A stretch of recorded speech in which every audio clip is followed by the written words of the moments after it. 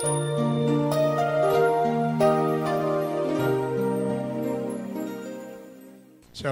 selamat sore saudara yang dikasih Tuhan.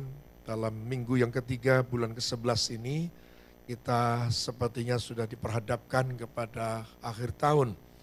Karena itu saya mendorong saudara supaya waktu, kesempatan tidak kita buang dengan sia-sia.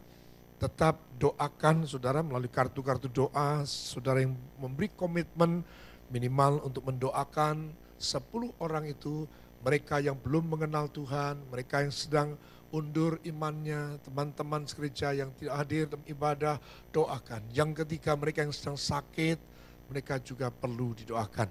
Kita sudah berpegang teguh pada firman Tuhan, kalau kita mendengar ada seorang di antara kita yang sakit, kita berdoa, maka Tuhan akan menyembuhkan mereka. Amin. Bahkan kalaupun mereka tergeletak, Tuhan akan membangkitkan mereka. Kalau kedapatan orang yang kita doakan itu orang yang berdosa, firman Tuhan juga memberikan jaminan Tuhan mengampuni dosa-dosa mereka. Luar biasa, melalui doa-doa yang kita naikkan, Tuhan ya memberkati mereka semuanya. Maka bulan Desember nanti kita akan mengadakan ibadah dan perayaan Natal. Perayaan Natal akan dilaksanakan tanggal 22 Desember. Dan saudara punya kerinduan seorang saja, bawa mereka supaya mereka juga boleh menikmati sukacita, kabar baik, supaya kehidupan mereka dijamah oleh Tuhan. Saudara melakukan bagiannya dengan mengajak. Ya. Dan saya percaya bagian Tuhan adalah menangkap mereka, menjadikan mereka, memanggil mereka untuk menjadi milik Tuhan. Amin. Lutut mereka bertelut, lidah mereka mengaku Yesus adalah Tuhan dan Juru Selamat. Itulah kerinduan Tuhan memakai kehidupan kita hari-hari ini. Sore hari ini saya akan melanjutkan apa yang sudah saya sampaikan pada minggu yang pertama, bagaimana Tuhan menghendaki supaya kehidupan kita mengalami pertumbuhan. Pertumbuhan harus dibuktikan dengan kemudian kehidupan kita. Pertumbuhan yang dimaksud bukan hanya pengetahuan kita bertambah. Tuhan memang menghendaki supaya kita mengenal Tuhan dengan benar. Apa buktinya kalau kita sudah mendapat tambahan pengetahuan, pengenalan kita bertambah-tambah pada Tuhan. Itu harus dibuktikan melalui kehidupan kita. Bagaimana saudara bisa menunjukkan, membuktikan kepada orang lain bahwa saudara telah mendapatkan, menerima kasih Allah melalui Yesus Kristus. Apa yang bisa kita buktikan? Apa yang bisa saudara tunjukkan kepada dunia bahwa saudara memiliki kasih Allah? Itu harus kita lakukan melalui kehidupan kita. Itu yang ditunggu oleh Tuhan atas setiap kita yang ditebus oleh Tuhan. Firman Tuhan berkata, kamulah saksi-saksiku, kamulah hamba-hambaku. Umat yang telah kubentuk bagiku akan memberitakan kemasyuranku. Selama kita hidup, Tuhan mau memakai kita menjadi agen perubahan. Tuhan mau selama kita hidup memakai kita menjadi agen pemulihan.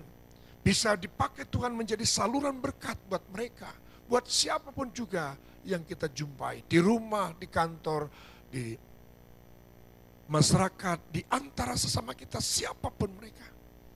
Supaya sungguh melalui kehidupan saudara dan saya, mereka melihat kemuliaan Tuhan. Yang mengerti, setuju, katakan amin. Dan berikan tepuk tanganmu bagi Tuhan kita Yesus Kristus. Saya ingin mengatakan bahwa hal untuk menyelamatkan saudara dan saya, untuk menyatakan cinta kasihnya seperti dituliskan dalam Yohanes 3 ayat 16. Karena begitu besar kasih Allah akan dunia ini, maka dikaruniakanlah anak yang tunggal itu. Ya, supaya barang siapa yang percaya kepadanya tidak lebih nasa melainkan beroleh hidup yang kekal.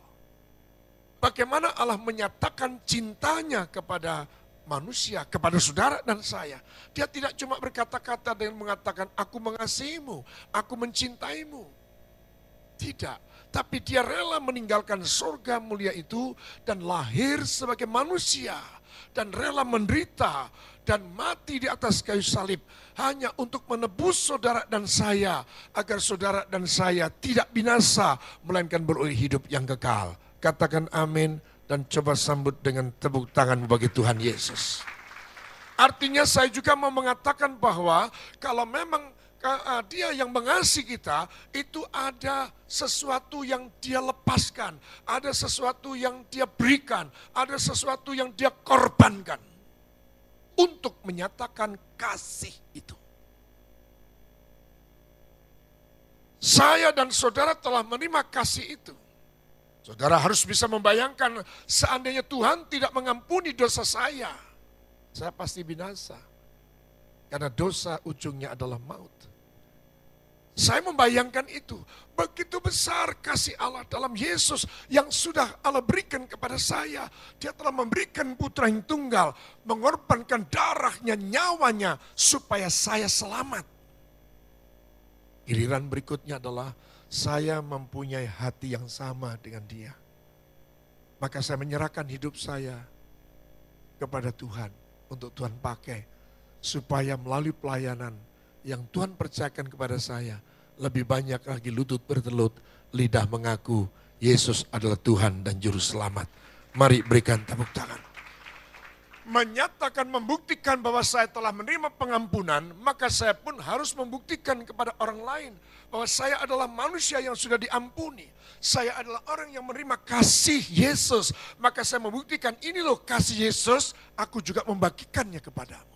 Ada sesuatu yang kita lepaskan, ada sesuatu yang kita berikan, ada sesuatu yang kita korbankan. Bahkan waktu saya, tenaga saya, kepentingan saya harus saya korbankan. Ini baru akan membuktikan bahwa saya dan saudara hidup di dalam Kristus. Berakar di dalam Kristus. Dan berdasar dalam kasih. Efesus pasal 3 ayat 12. Di dalam Dia kita beroleh keberanian dan jalan masuk kepada Allah dengan penuh kepercayaan oleh iman kita kepadanya. Sebab itu aku minta kepadamu, supaya kamu jangan tawar hati melihat kesesakanku.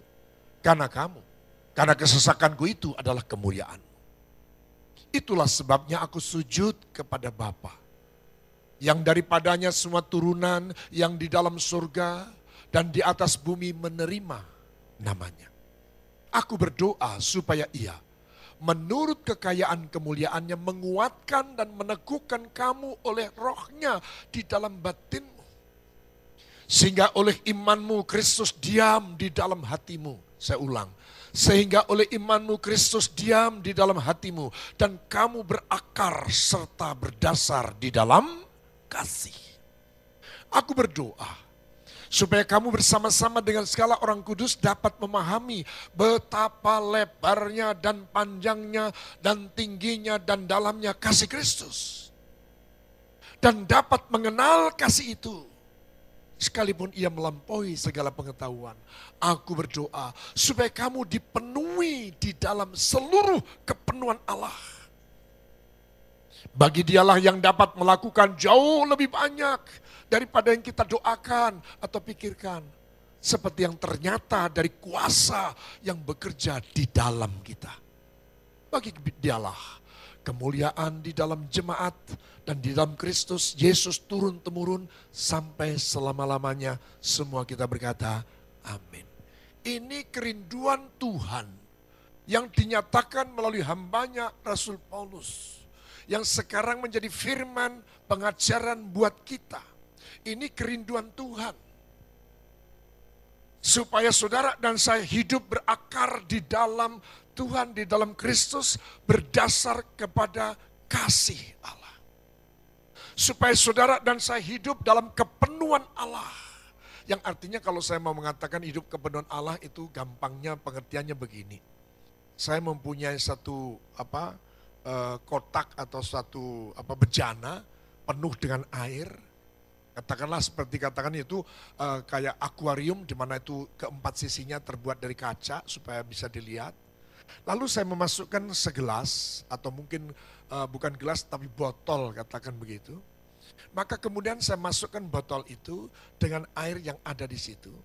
Maka yang dimaksud dengan hidup dalam kepenuhan Allah, coba tayangkan firman itu, kepenuhan Allah ayat dan dapat mengenal kasih itu, ya sekalipun ia melampaui segala pengetahuan. Aku berdoa supaya kamu dipenuhi di dalam seluruh kebenaran Allah.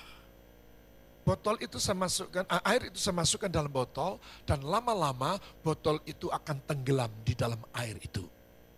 Saya kemudian mengatakan bahwa air itu di dalam botol, dan botol itu di dalam air.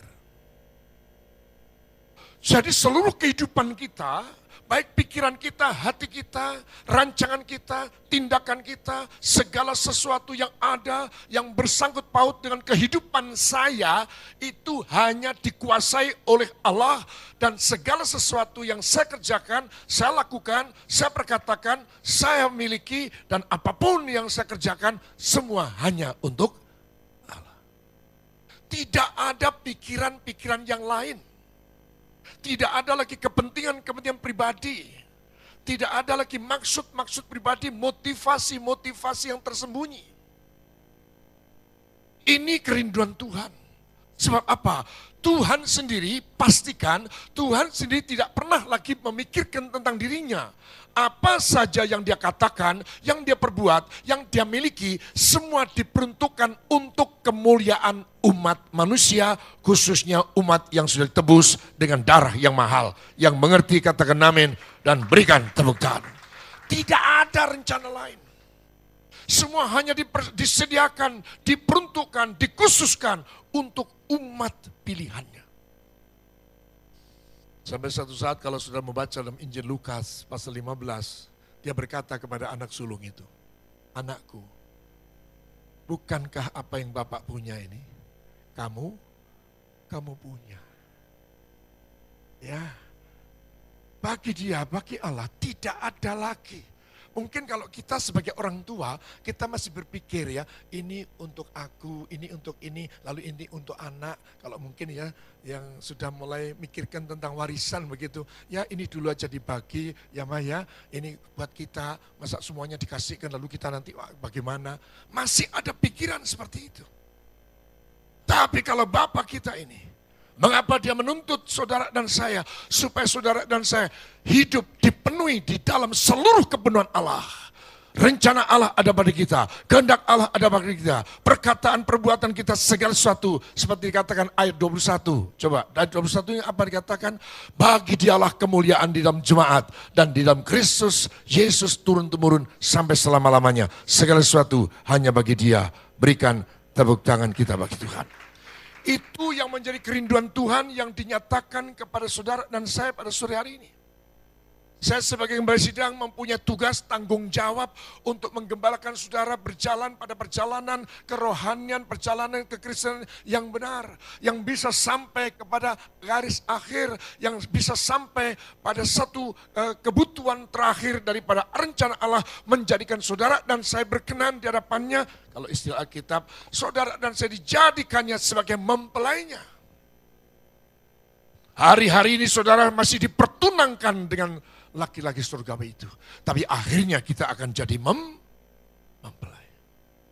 Itu tugas yang Tuhan berikan kepada saya untuk menggembalakan saudara. Saya terlalu hati-hati untuk bisa menyampaikan kalau itu bukan dari Tuhan, saya tidak mau sampaikan. Kalau hanya untuk mencari kepuasan saya sendiri, ya. Saudara yang dikasih Tuhan, ini yang dimaksud hidup dalam kepenuhan, atau bahkan kalau di ayat 17 dikatakan di sana, sehingga oleh imanmu Kristus diam di dalam hatimu, Kristus diam di dalam hatimu, tidak ada pihak lain, tidak ada Kristus-Kristus yang lain, tidak ada ilah-ilah yang lain, yang ada cuman Kristus yang ada di dalam hatimu. Sehingga membuat saudara dan saya berakar, serta hidup berdasar di dalam kasih. Saudara yang dikasih Tuhan, dari minggu pertama saya sudah menyampaikan bagaimana Tuhan menghendaki supaya kita ini benar-benar dengan sungguh-sungguh berusaha untuk kita menyenangkan hati Tuhan. Berusaha sungguh-sungguh untuk mengenal Tuhan. Sehingga saya katakan waktu itu gak cukup saja saya yang percaya pada Tuhan, saya diberikan iman. Lalu hanya dengan iman itu saja saya menjalani kehidupan. Ternyata tidak. Firman-Nya yang sudah terambil dari 2 Petrus pasal 1 ayat 1 sampai ke 15 itu sudah menjelaskan terutama pada ayat yang kelima, berusahalah sungguh-sungguh supaya kamu menambahkan kepada imanmu kebajikan. Kebajikan pengetahuan, kepengetahuan penguasaan diri. Penguasaan diri ditambah dengan ketekunan. Ketekunan ditambah dengan kesalehan. Kesalehan dengan kasih akan saudara-saudara seiman. Tapi kemudian kasih akan saudara-saudara, kasih kepada semua orang. Kalau ayat 8 mengatakan apa? Sebab apabila semuanya itu ada padamu, dengan berlimpah-limpah kamu akan dibuatnya menjadi giat dan berhasil dalam pengenalanmu akan Yesus Kristus Tuhan kita. Kalau disebut giat dan berhasil akan pengenalanmu kepada Yesus Kristus Tuhan kita, itu berarti kita sudah sampai kepada kesempurnaan. Kita boleh menjadi serupa dengan Dia. Atau saya dengan redaksi atau dengan perkataan lain, saudara telah berkenan untuk menjadi mempelainya. Sekarang saya sudah tahu, saya ditebus, diampuni dosa saya, diambil dibentuknya saya ini. Semasa perjalanan ini saya dipakai jadi saksi, selama perjalanan ini saya dipakai alatnya. Akhirnya saya akan diangkat bersama-sama dengan Dia, hidup di surga untuk selama-lamanya. Ayo yang mengerti, berikan tepuk tangan bagi Tuhan. Nah, untuk bisa menjalani ini semuanya, ditambahkan pada sore hari ini, Tuhan menghendaki itu semua tidak bisa dilakukan. Kalau tidak ada cinta, tidak bisa. Tidak ada kasih, tidak bisa. Kalau tidak ada pengertian titik temu saya dengan Tuhan itu apa sih? Saya beribadah untuk apa sih? Saya melayani ini untuk apa sebenarnya? Saya akan menjawab kapanpun, bangun tidur, mau tidur, saat saya di pesawat, saya di kereta api, di mobil, di pasar. Kalau saya ditanya, untuk apa Pak Sudi melayani? Bagaimana saya tidak melayani? Saya sudah mendapat pengampunan dosa saya dari Dia. Amin. Dia telah menebus hidup saya. Saya sekarang menjadi miliknya. Dia telah mengasihi saya. Sebagaimana sekarang aku juga mengasihi Dia. Berikan tepuk tangan. Saya tidak mengatakan bahwa kenapa Bapak menjadi Kristen. Ya, kalau jadi Kristen saya bisa diberkati, saya menjadi kaya. Mengapa Bapak melayani? Ya, tidak ada kerjaan lain. Saya melayani bukan saya nganggur. Saya waktu itu punya 4 perusahaan yang lagi naik daun. Tapi ketika Tuhan menyatakan tutup semua usahamu, layani aku. Saya katakan siap, laksanakan. 2 hari kemudian, itu Kamis, Sabtu saya kumpulkan semua, saya tutup habis. Kenapa kalau ditanya lagi, kenapa waktu itu mertua saya, mbok kue sing rada pinter. Iya toh, ojo fanatik. Sekarang dirasani dia sudah di surga. Kamu bangun usaha kedingkelan kaya ngono saiki mbok tutup, gek barang-barangnya mbok bagek-bagekne. Anak-anakmu je cilik-cilik apa arep mbok pakani krikil. Saya masih ingat betul itu. Ingat betul. Saya cuma mikir gini, mana ada orang tua kasih makan kerikil. Kui fanatik. Baru berapa bulan jadi Kristen. Waktu itu sudah setahun. Hampir 1 tahun jadi Kristen, kamu sudah fanatik. Saya jawab sampai tidak lihat orangnya. Ya lebih baik fanatik daripada rematik. Benar, ingat itu ibu itu gujeng sampai tertawa. Kui meloto katanya. Meloto itu banyol. Saudara, ini kasihan. Kenapa kalau saya ditanya teman-teman seprofesi, ditanya ini, wah teman-teman yang di Jakarta, kenapa kamu kok melepaskan untuk semuanya? Ya, karena Dia telah menyatakan cintanya kepada saya. Dia sangat mengasihi saya. Dia mengampuni dosa saya. Dia telah menebus hidup saya. Untuk saya diberikannya hidup kekal untuk selama-lamanya. Berikan tepuk tangan. Kalau pengertian ini yang kita tangkap, saya percaya saudara tidak akan seorang pun menjadi mudah tawar hati tersandung di tengah perjalanan. Itu yang dimaksud Tuhan, supaya saudara hidup dalam kepenuhan Allah.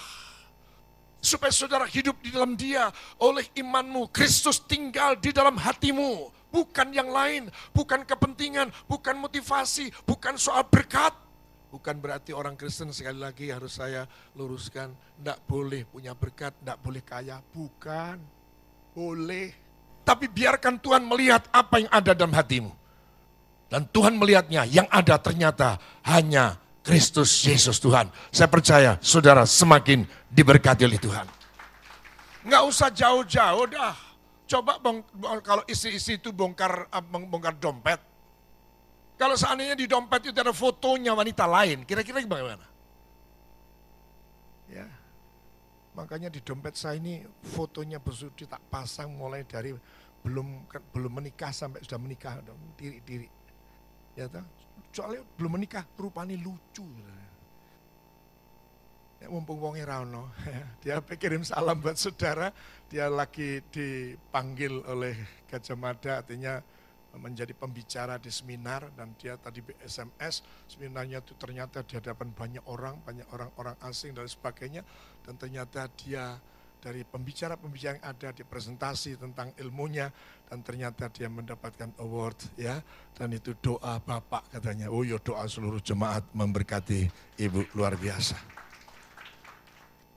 Saya ingat betul bagaimana teman-teman saya. Bahkan saya ingat betul waktu itu saya melayani beberapa departemen di Jakarta karena soal pekerjaan. Mereka sampai ngirim utusan ke Surabaya menanyakan benar PT ini dan seluruh grupnya tutup?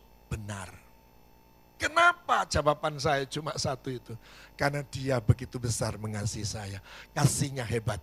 Sampai kalau saya doa, saya apa saja, saya selalu ingat akan Mazmur 117 ayat yang kedua. Itu yang selalu saya katakan pada Tuhan. Itu yang selalu saya ingat. Dari awal pertemuan saya dengan Tuhan, saya merasakan kasih Allah itu hebat atas saya, hebat atas saudara, dan kesetiaan Tuhan untuk selama-lamanya. Haleluya. Tepuk tanganmu bagi Tuhan kita Yesus. Maka saudara, sampai diawali oleh Rasul Paulus, betapa Rasul Paulus yang mengerti hatinya Tuhan. Dia sangat menangkap apa yang harus dilakukan. Dia sangat sadar bahwa dia dipakai oleh Tuhan supaya melalui pelayanan Rasul Paulus banyak jiwa diselamatkan. Supaya melalui pelayanannya Injil diberitakan.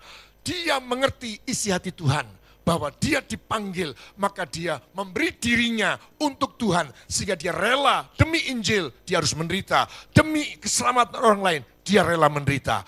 Dia mengalami kesesakan, penderitaan yang luar biasa. Separuh waktu pelayanannya lebih banyak dia habiskan di dalam penjara. Berganti-ganti berpindah-pindah penjara. Tidak masalah. Sampai satu saat dia membuat pernyataan, aku bersuka cita karena aku boleh mendapat bagian dalam penderitaan Kristus. Wong dapat penderitaan kok malah bersuka cita. Aku bersuka cita karena aku kena puting beliungnya BRI. Enak mobil teko. Ya, ini ndak penderitaan, sukacita karena aku boleh bagian dari penderitaan Kristus. Bahkan satu saat dia memberikan pernyataan yang lebih maju lagi. Aku bersuka cita karena aku telah menggenapkan penderitaan yang belum dialami oleh Yesus.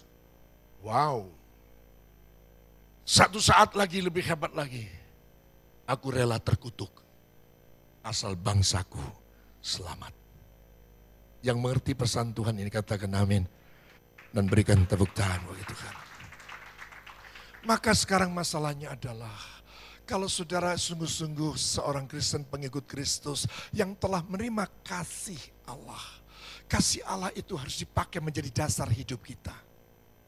Kehidupan kita harus berakar di dalam Kristus. Bukan berakar dalam dunia. Bukan berakar di dalam berkat. Bukan berakar di dalam dolar. Segala sesuatu diperhitungkan wani piro. Itu namanya akar kehidupannya kepada wani piro itu tadi.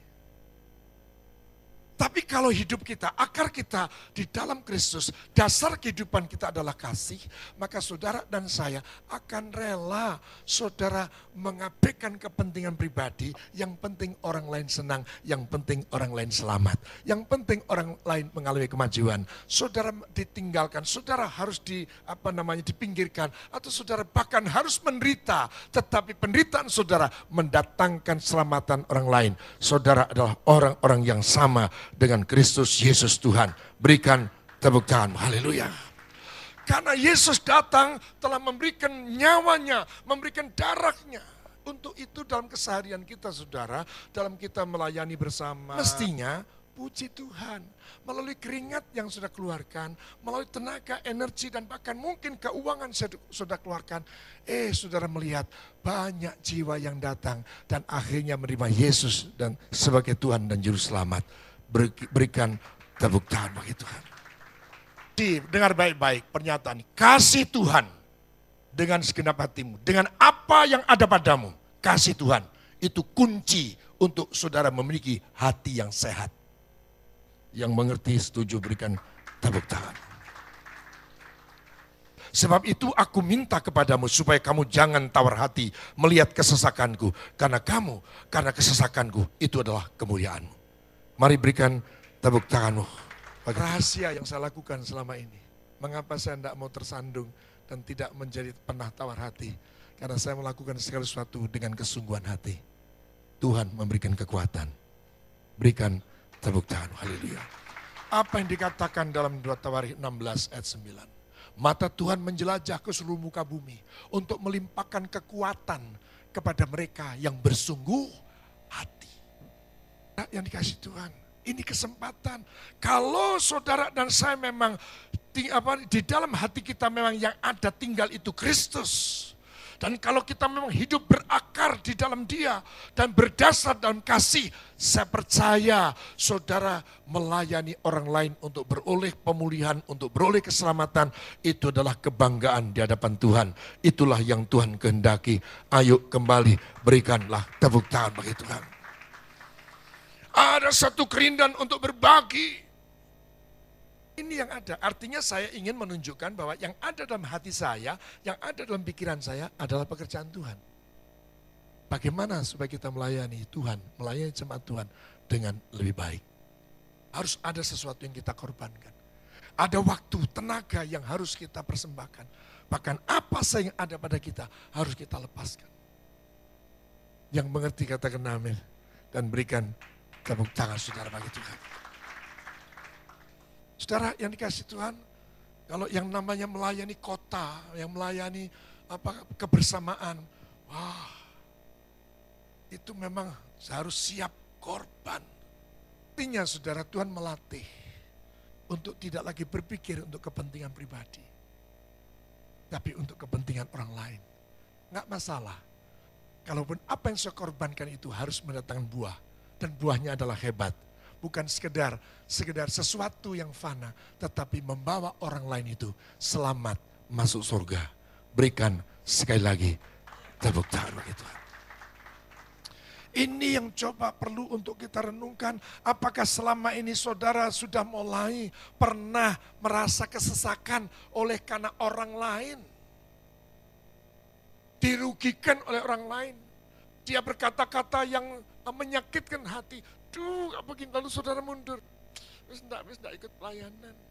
Mungkin pelantang ikut pelayanan kunjungan, mungkin paduan suara, lalu melipir, hilang. Karena apa? Merasa tidak dihargai di situ. Saya ingin katakan kalau hal itu terjadi, itu berarti kasih karunia Tuhan limpah turun atas saudara. Karena kalau saudara pernah mengalami penderitaan sebagaimana Yesus mengalami penderitaan, saudara juga mendapat bagian dalam kemuliaan Kristus. Mari berikan tepuk tangan, haleluya. Kita baca ayat itu di dalam 2 Korintus pasal yang pertama ayat 3 sampai dengan yang kelima. 2 Korintus 1 ayat 3, terpujilah Allah Bapa Tuhan kita Yesus Kristus, Bapa yang penuh belas kasihan dan Allah sumber segala penghiburan, yang menghibur kami dalam segala penderitaan kami. Jadi nggak ada yang tidak dihiburkan dari penderitaan itu. Sehingga kami sanggup menghibur mereka. Artinya begini, Rasul Paulus dapat menolong orang lain karena sebelumnya Rasul Paulus sudah pernah mengalami penderitaan itu. Dan Tuhan menolong. Amin. Ya. Sehingga Rasul Paulus bisa menolong yang lain. Saya pun diizinkan Tuhan harus mengalami ini, ngalami semuanya. Dimaksudkan supaya saya pun bisa menghibur orang lain yang mengalami persoalan yang sama. Amin. Ayat berikutnya apa? Yang berada dalam bermacam-macam penderitaan dengan penghiburan yang kami terima sendiri dari Allah. 5. Sebab sama seperti kami mendapat bagian berlimpah-limpah dalam kesengsaraan Kristus, demikian pula oleh Kristus kami menerima penghiburan berlimpah-limpah. Amin. Ya, satu ayat lagi dalam Roma 8 ayat 18. Roma 8 ayat 18. Dikatakan apa? Sebab aku yakin bahwa penderitaan zaman sekarang ini tidak dapat dibandingkan dengan kemuliaan yang akan dinyatakan kepada kita. Mari berikan tepuk tangan bagi Tuhan. Maka sekarang saya akhirnya mau mengatakan, milikilah hati Yesus. Kalau tidak, saya dengan bahasa yang lain, buktikan kalau saudara telah menerima kasih Yesus. Kalau saudara menerima itu berarti saudara telah memiliki kasih Yesus. Ayo saya dan saudara buktikan kalau saya punya kasih Yesus. Dengan cara apa? Berbagi untuk orang lain. Merelakan bagian kita diberikan pada orang lain. Waktu kita, tenaga kita, kepentingan kita untuk orang lain. Kalau masing-masing ini semuanya juga melakukan yang demikian, genaplah firman Tuhan. Hendaklah kita saling melayani satu dengan yang lain. Saling melengkapi, saling menasihati, saling mendorong. Nama Tuhan pasti dipermuliakan. Mari kembali berikan tepuk tangan. Ini yang Tuhan mau, supaya kita benar-benar hidup dalam kepenuhan Allah. Baik di luar maupun di dalam, Dia indwelling di dalam kita. Dia ada di dalam kita, tetapi Dia juga menguasai kehidupan kita. Seperti tadi gambarannya adalah botol yang saya masukkan ke dalam satu bejana. Air di dalam botol dan botol di dalam air. Itu yang dimaksud dengan hidup dalam kepenuhan Allah. Tidak ada lagi isi yang lain. Tidak ada lagi dalam penguasaan yang lain. Baik di dalam maupun di luar. Dikuasai botol itu dikuasai dilingkupi dengan air. Demikianlah Allah mengendaki kehidupan saudara dan saya. Sekali lagi, kalau kita memang telah menerima kasih Allah, mendapat pengampunan dosa daripadanya, ayo kita bagikan kasih yang dari Yesus itu. Tidak akan pernah habis. Seberapa banyak saudara membagikannya, demikian lebih banyak Tuhan akan mengaliri saudara dengan kasih yang dari surga. Berikan sekali lagi tepuk tangan bagi Tuhan. Ini akhir tahun, di mana kita dituntut apa buah yang bisa kita suguhkan kepada Tuhan di akhir tahun. Lalu saudara mengambil keputusan, Cik, Ko, Pak D, Bude, Om, Tante, yang tanggal 22 jangan pergi ya, tak jemput. Kemana? Pesta Natal. Amin. Ada sesuatu yang direncanakan untuk dikorbankan demi keselamatan orang lain. Itulah kasih yang sesungguhnya. Mari kita akan lakukan apa yang Tuhan perdengarkan pada kita ini. Ini bukan hanya sekedar bisa kita dengar, tapi Tuhan mau kita melakukannya. Yang setuju sekali lagi katakan amin. Dan mari berikan tepuk tangan. Firman Tuhan yang terakhir saya baca 2 Korintus 4 ayat 16 sampai 18. Inilah hal yang pasti memang realitanya tubuh itu semakin merosot. Tapi manusia batiniah diperbaharui terus. Sebab itu kami tidak tawar hati. Tetapi meskipun manusia lahiriah kami semakin merosot. Namun manusia batiniah kami dibaharui dari sehari ke sehari. Sebab penderitaan ringan yang sekarang ini mengerjakan bagi kami kemuliaan kekal. Yang melebihi segala-galanya, jauh lebih besar daripada penderitaan kami. Amin. Saya terlalu percaya, yakin upah telah disediakan Tuhan bagi saudara dan saya yang mau berjerih lelah melayani dalam ladang Tuhan.